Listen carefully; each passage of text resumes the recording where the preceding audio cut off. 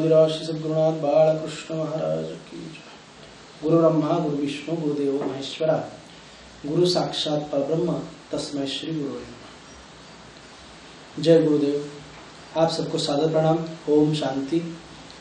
आज अंतर्राष्ट्रीय योग दिन 21 जून और इस अंतर्राष्ट्रीय योग दिवस के उपलक्ष्य में जो प्रजापिता ईश्वरीय विश्वविद्यालय शाखा सोलापुर, इनकी जो संचालिका परम आदरणीय ब्रह्मा कुमारी राजयोगिनी ब्रह्मा कुमारी सुमप्रभा दीदी और हमारे बंधु ब्रह्मा कुमार राजू भाई मुरुम, इनके प्रेरणा से और इनके आग्रह से राजयोग का महत्व, इसी बारे में मेरे जो कुछ विचार हैं वो आपके सामने प्रकट करना चाहता हूँ, प्रकट करने का प्रयास कर रहा हूँ। योग, ये जो शब्द है वो युज धातु से निर्माण हुआ है। इसका जो मतलब है योग, या उसी से संलग्न जो शब्द है संयोग हम बोलते हैं। ये योग, इसका मतलब है जुड़ना। जुड़ना यानी किसी चीज से किसी चीज का जुड़ना। लेकिन सच या सत्य योग, इस शब्द का जो अर्थ है कि आत्मा का परमात्मा से जुड़ना, जीव का शिव से जुड़ना, हमारा ईश्वर से जुड़ना, हमारे स्वस्वरूप से, हमारे मूल स्वरूप से हमारा जुड़ना, इसका सच्चा मतलब है योगा।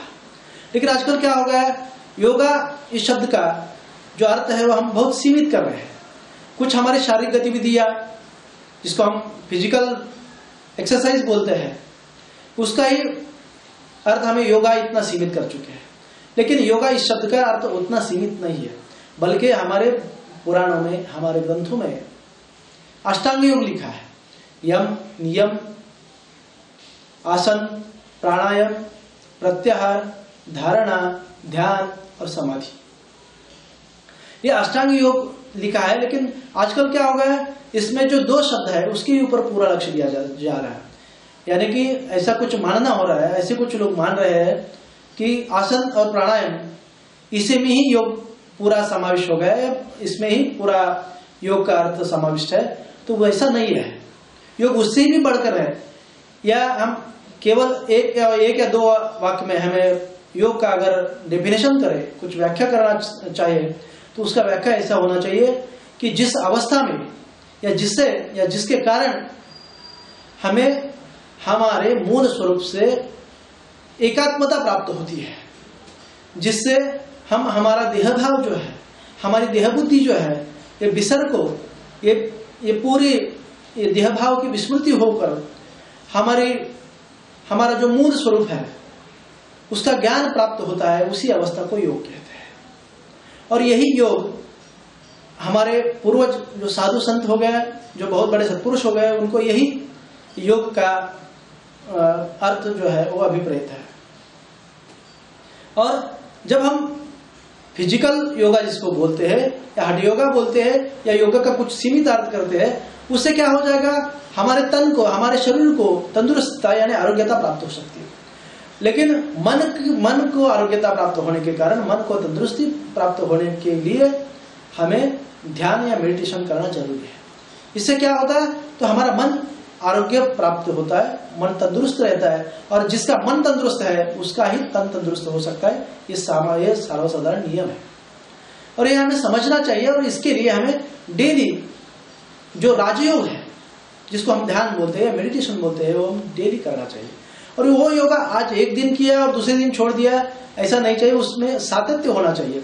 कौन सी भी जो चीज है वो हम सातत्यपूर्वक जब करते हैं, तब उसको हमें क्या होता है, यश मिलता है, या वो जो हमारा एम रहता है, वो जो हमारा ध्येय रहता है, वहां तक हम पहुंच सकते हैं। जब हम डेली ये ध्यान करेंगे, राजयोग करेंगे, तो एक न एक दिन हमारा जो देह भाव है, देह बुद्धि है, उसका पूरा विस्मरण होके हमको ये परमात्मा प्राप्ति का जो अनुभव है, जो दिव्यानुभव है, जो परमानंद है, वो परमानंद की प्राप्ति जरूर होगी। हमारे ब्रह्मलीन परम पूजनीय समर्थ सद्गुरु बालकृष्ण माउली, इन्होंने जो देवसागर साधक समाज स्थापित किया है, इस समाज के बहुत सारे साधक जो है वो इसी मार्ग पर चलते चलते अपना जो परमानंद है वो परमानंद को प्राप्त कर रहे हैं। स्वयं परम पूजनीय समर्थ सद्गुरु बालकृष्ण महाराज 18 घंटे योग में रहते थे, साधना में रहते थे, मेडिटेशन या ध्यान करते थे, और उसी का फलस्वरूप जो है वो ब्रह्मस्वरूप हो गए थे। और उन्हीं के दिखलाए हुए मार्ग पर आज भी हमारे बहुत सारे साधक चल रहे हैं, और हमें देख रहे हैं कि जो भी साधक हर रोज नित्य नियम से मेडिटेशन, ध्यान, राजयोग करते हैं, वो मन से तो प्रबल होती ही है, मन से तंदुरुस्त होती ही होते हैं, लेकिन उनको शारीरिक व्याधि भी बहुत कम होती है।